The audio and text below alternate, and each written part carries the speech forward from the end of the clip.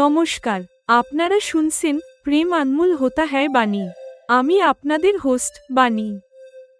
গত পর্বে অলকা ম্যাম আমাকে নিজের বন্ধু বানিয়ে নিয়েছিলেন এবং তার অবিবাহিত জীবনের রহস্য উন্মোচন করার প্রতিশ্রুতি দিয়েছিলেন।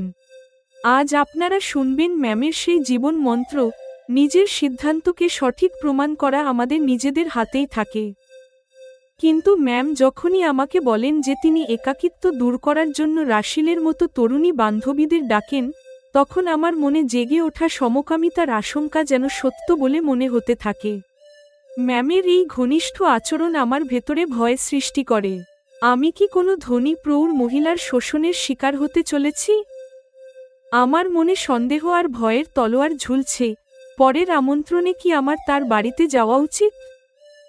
আর এরই মধ্যে দ্বিতীয় গল্পে আমি যে মন্টুকে ভয় দেখিয়ে তাড়িয়েছিলাম, সে এখন নিজের চাল বদলাতে শুরু করেছে।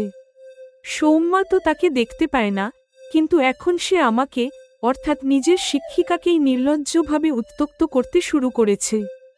শুনুন কিভাবে মন্টু ফলের সঙ্গে আমার শরীরের অঙ্গের তুলনা করল, আর কিভাবে তার এই আচরণ আমাকে গা গুলিয়ে উঠতে বাধ্য করল। ভয়, সন্দেহ আর শোষণের ক্রমবর্ধমান বিপদ।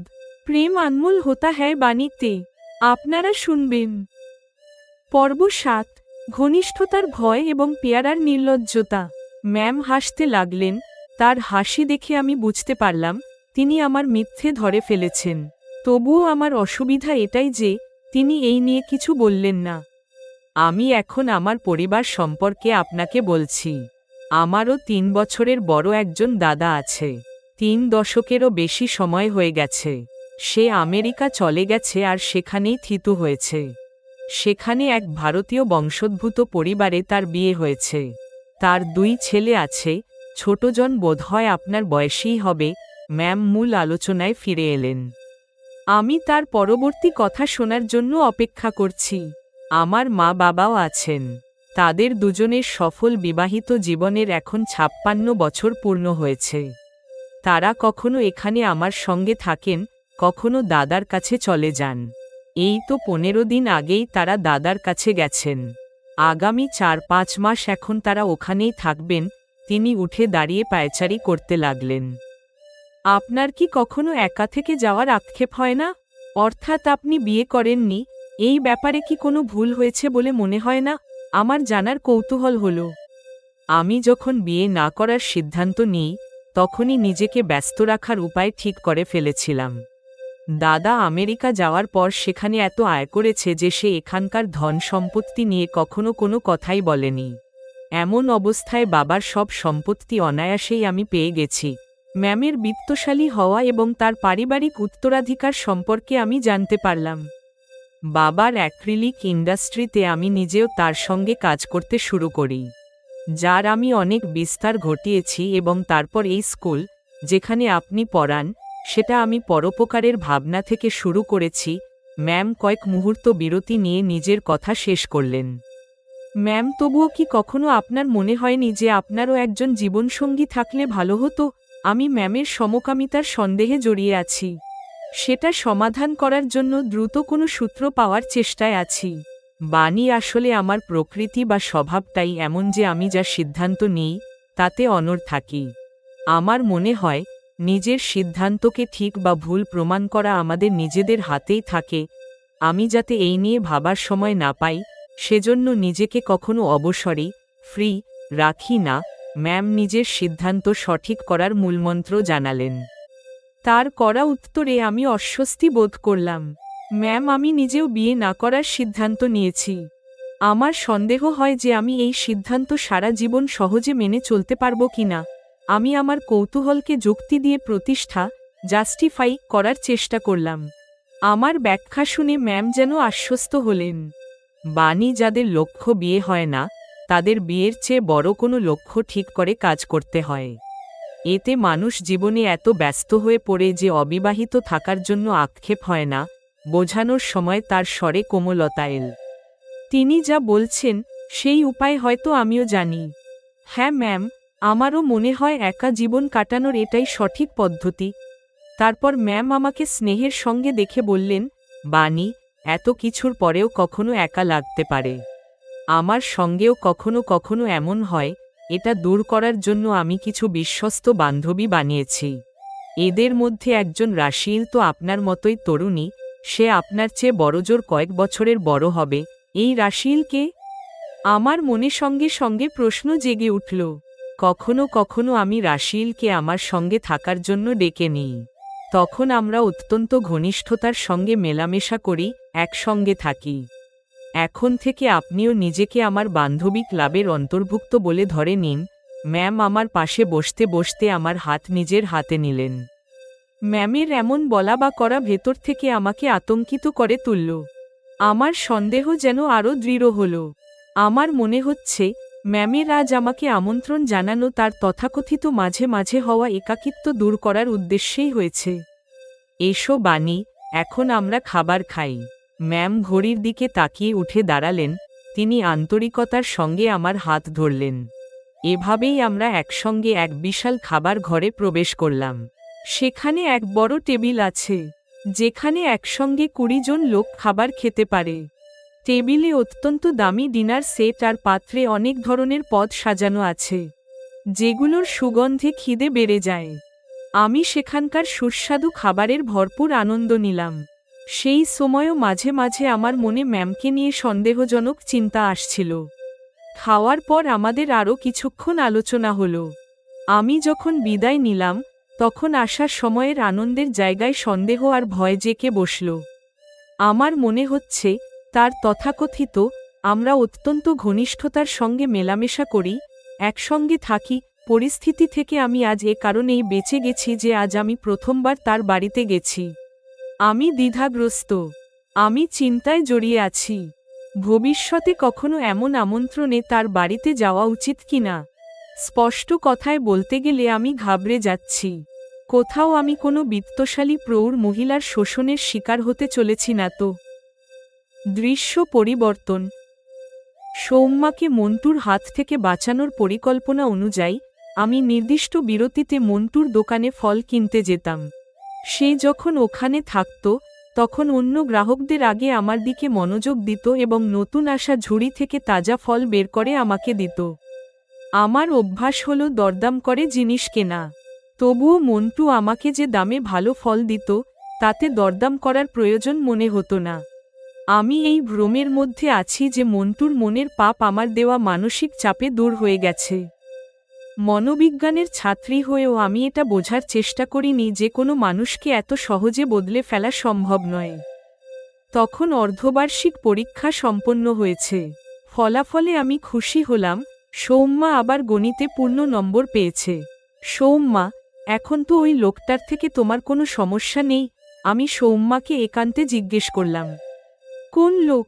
তারপর যেন কিছু মনে পড়ল, সেভাবে বলল, আচ্ছা ম্যাম, ওই যে স্কুল গেট পর্যন্ত আমার পিছু নিত। তাকে তো ওই দিনের পর আর কোথাও দেখিনি। সৌম্যা মনে করে জানালো, নেতিবাচক প্রভাব ফেলা কথা ভুলে যাওয়া ভালো। এইবার তুমি 10ম শ্রেণীতে আছো, বোর্ড পরীক্ষায় এভাবেই পূর্ণ নম্বর নিয়ে আসবে। আমি খুশি হলাম। জি ম্যাম, অবশ্যই। সৌম্যা খুশিতে হাসছে, স্পষ্ট যে সে আবার আগের সৌম্যা হয়ে গেছে। কিছুদিন পার হওয়ার পর মন্টু যখন বুঝল যে সে আমার ওপর ভালো প্রভাব তৈরি করতে পেরেছে, তখন সে ধীরে ধীরে নিজের রূপ দেখাতে লাগল। একদিন আমি কিছু ফল নিয়ে সেগুলোর দাম জিজ্ঞেস করছি। ম্যাডাম জি, এই পেয়ারাগুলোও নিয়ে নিন।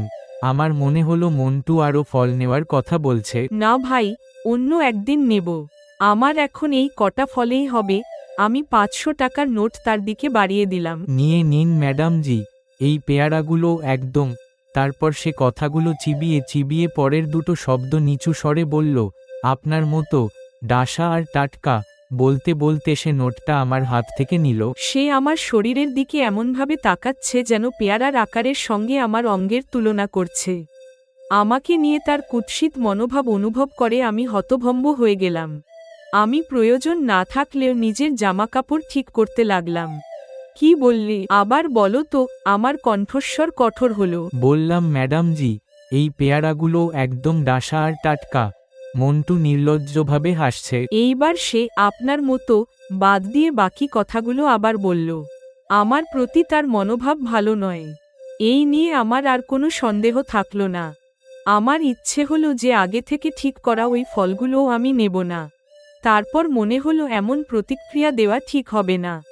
অনিচ্ছা সত্ত্বেও দাম চুকিয়ে ফলের প্যাকেট নিলাম আর ব্যথিত মনে নিজের স্কুটির দিকে ফিরে চললাম। আমার মনে হচ্ছে যেন তার দৃষ্টি আমার শরীরের ওপরই আটকে আছে, আর সে ফলের সঙ্গে আমার শরীরের বিভিন্ন অঙ্গের তুলনা করছে। আমি তখনই ঠিক করে নিলাম, এরপর থেকে আমি অন্য দোকান থেকে ফল কিনব। ফলের কোনো দোষ নেই, তবুও মন্টুর থেকে কেনা ফল খাওয়ার কথা ভাবলে আমার গা গুলিয়ে উঠছে। একটু আগে গেলেই হনুমান মন্দির। সেখানে আমি কেনা ফলগুলো মন্দিরের সামনে বসে থাকা ভিখারিদের মধ্যে বিলিয়ে দিলাম। এর 15 দিন পরের ঘটনা।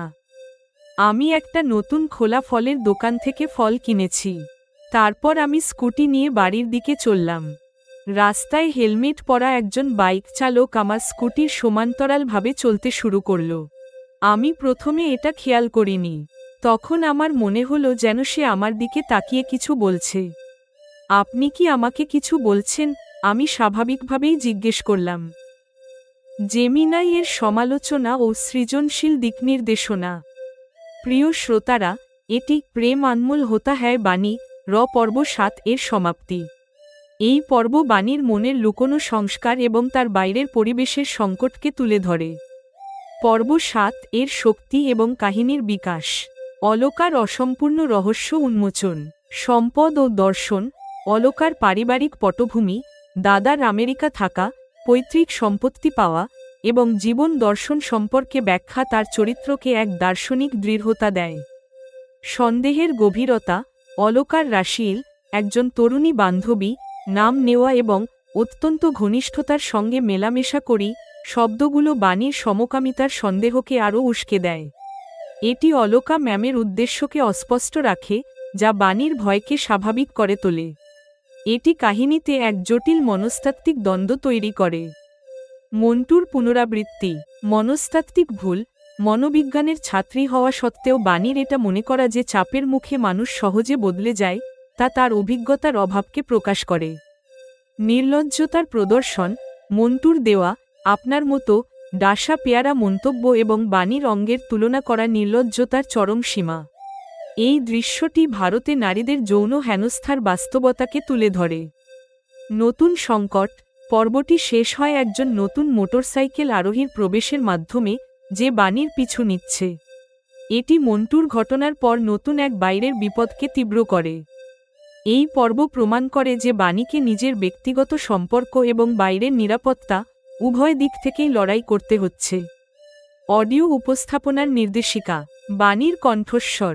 অলকার সঙ্গে কথা বলার সময় সন্দেহের মুহূর্তে স্বরে অবিশ্বাস এবং ভয়ের একটা কাঁপুনি থাকা উচিত। শেষ দিকে ঘাবড়ে যাওয়ার ভাব স্পষ্ট হবে। মন্টুর সঙ্গে কথোপকথন। মন্টুর অপমানজনক কথার পর বাণীর কণ্ঠস্বরে এক ধরনের ঘৃণা আর বিতৃষ্ণা ফুটে উঠবে। চরিত্রদের কণ্ঠস্বর। অলকা ভাটিয়া, দার্শনিক উত্তর দেওয়ার সময় স্বর শান্ত ও দৃঢ় হবে। ঘনিষ্ঠতা শব্দটি বলার সময় স্বর স্নেহমাখা কিন্তু রহস্যময় হবে যাতে সন্দেহ থেকে যায়। মন্টু পেয়ারা সংক্রান্ত মন্তব্য দেওয়ার সময় কণ্ঠস্বর হবে বাঁকা এবং অত্যন্ত কুরুচিপূর্ণ, ক্রুড, যা তার নির্লজ্জতাকে প্রকাশ করবে। সঙ্গীত। অলকার ভয়, সমকামিতা বা শোষণ এর চিন্তার সময় ব্যাকগ্রাউন্ড মিউজিক অস্বস্তিকর ও উত্তেজনামূলক হওয়া উচিত। বাইক আরোহীর প্রবেশের সময় বিজিএম হবে তীব্র ও আসন্ন বিপদের সূচক। পর্ব 7 সমাপ্ত।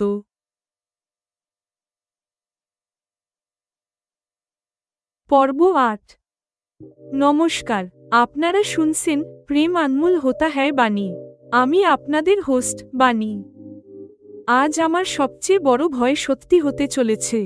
ফল বিক্রেতা মন্টু আমার স্কুটির পিছু নিয়ে আমার বাড়ি চিনে ফেলেছে, আর সে এখন আমার বাড়ির ঠিক সামনেই আস্তানা গেড়েছে। আমি যখন একা থাকি, তখন আমার মনে একটাই চিন্তা বারবার আসছে, সৌম্যার সমস্যা সমাধান করতে গিয়ে আমি কি নিজের জন্য বিপদ ডেকে আনলাম?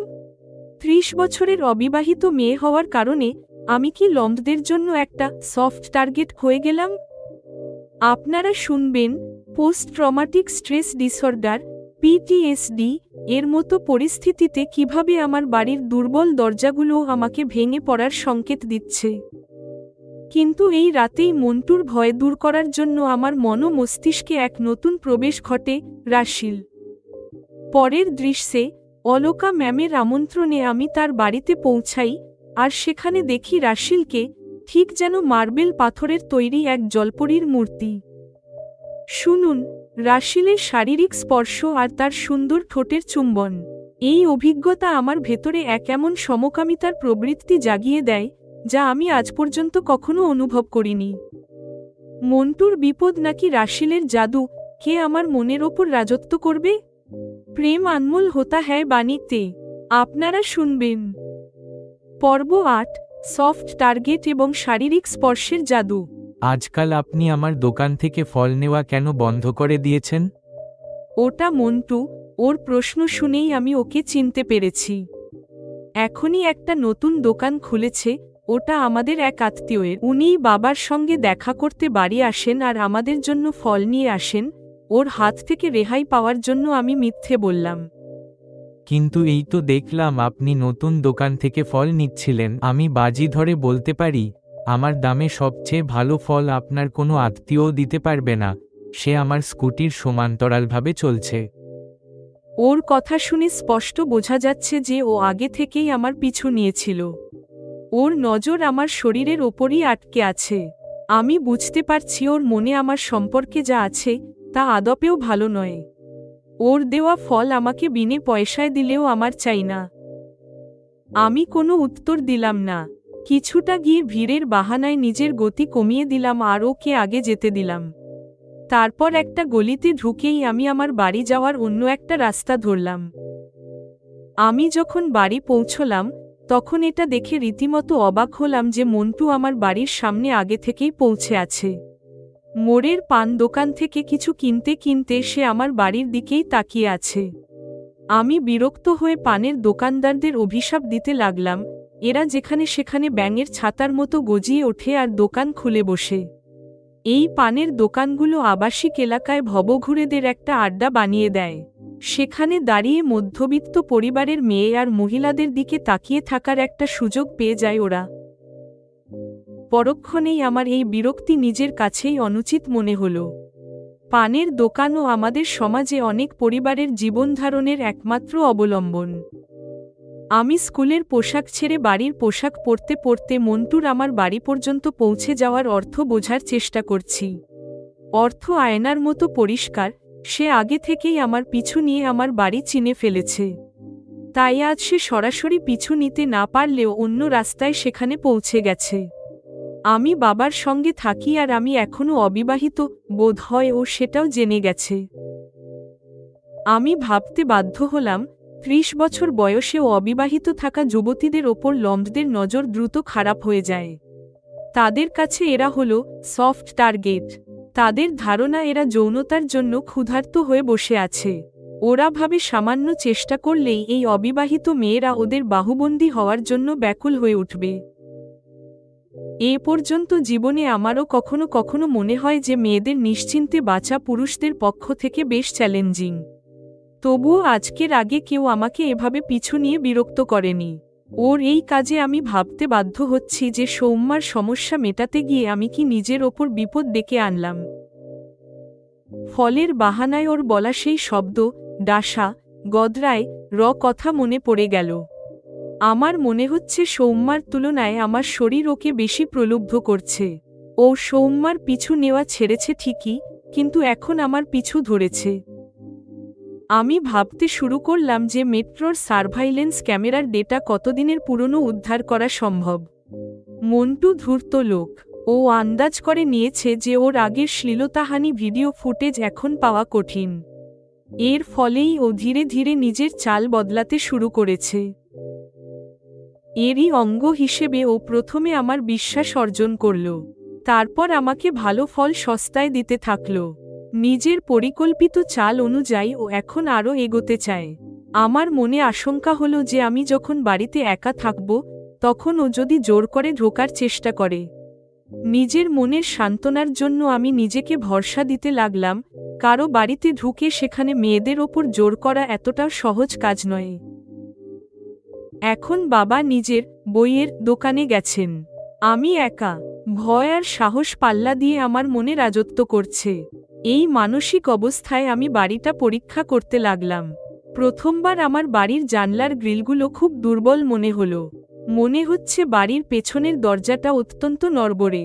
কেউ জোর করে একটা লাথি মারলে ওটা ভেঙে যাবে। কেউ যদি জোরে ধাক্কা দেয় তবে প্রধান প্রবেশদ্বারের লকের স্ক্রুগুলো ছিঁড়ে যেতেও দেরি হবে না। এটা সেই দুর্বল সময় যখন আমার অবস্থা পিটিএসডি তে আক্রান্ত কোনো মানসিক রোগীর মতো হচ্ছে।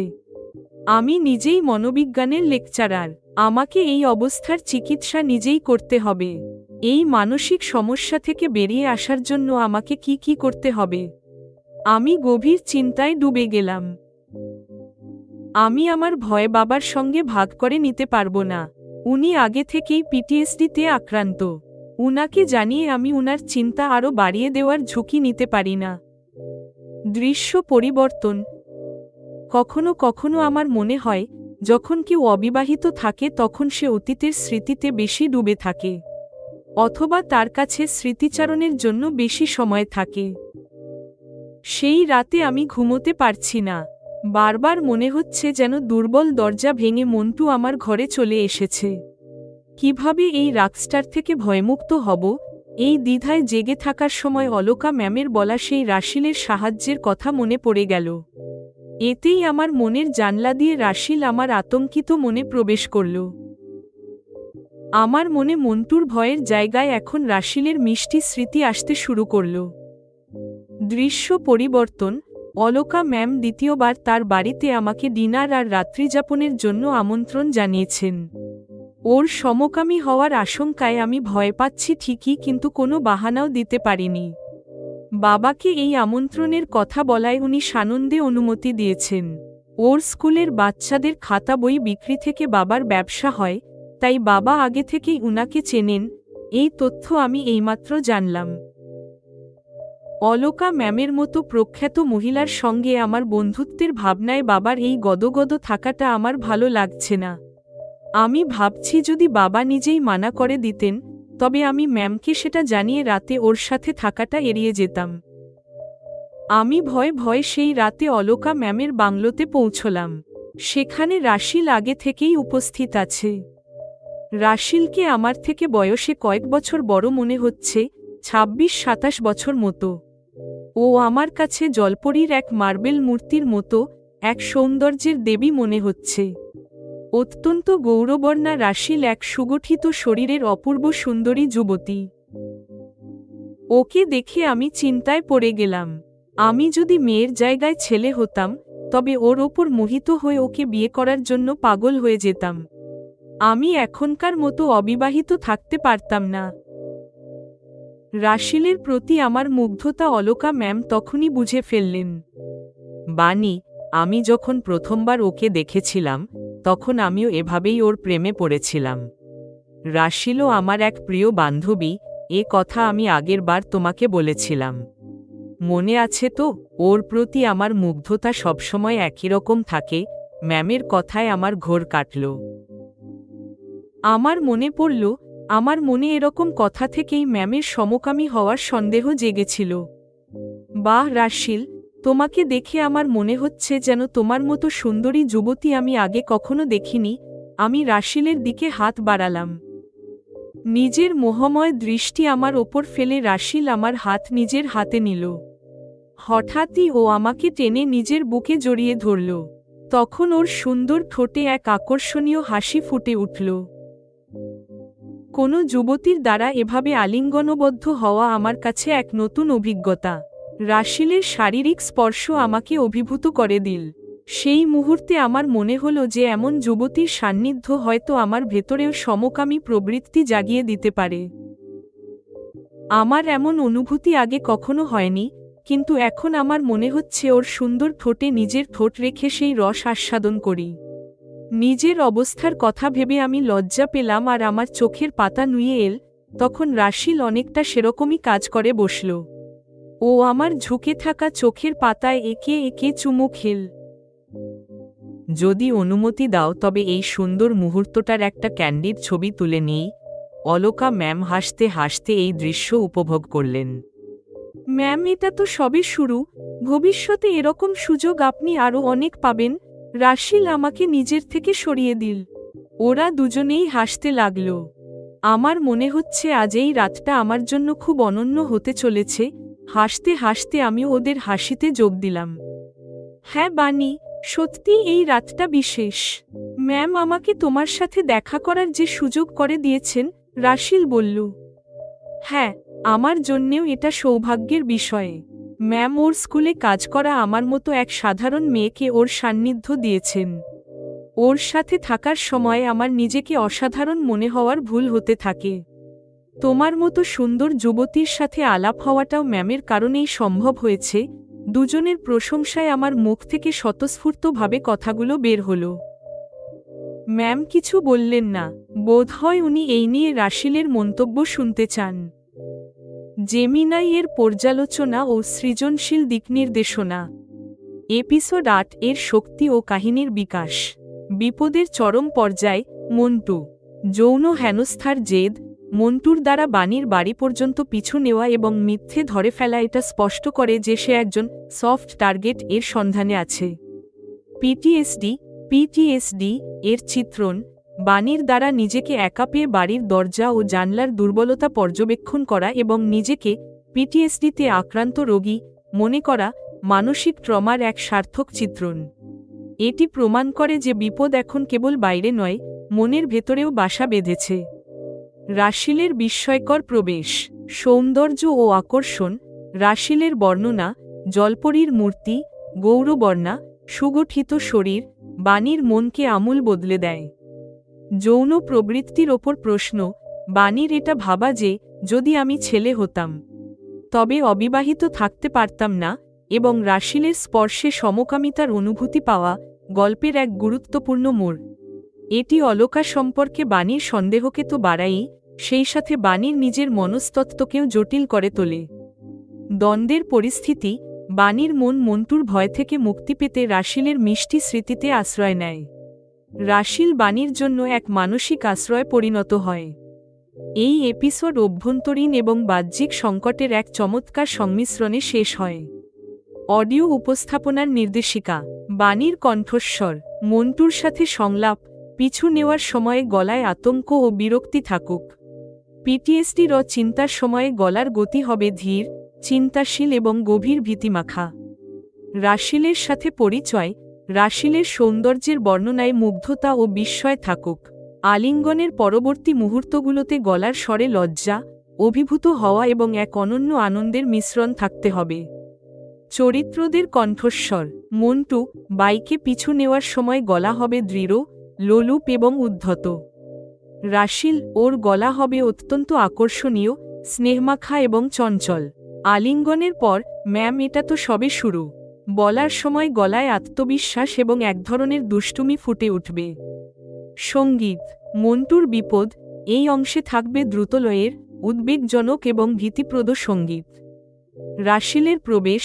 বাণী যখন অলকা ম্যামের বাড়িতে পৌঁছায় এবং রাশিলকে দেখে, তখন বিজিএম জাদুকরী, শান্ত এবং রোমান্টিক সুরে বদলে যাওয়া উচিত। এপিসোড 8 সমাপ্ত।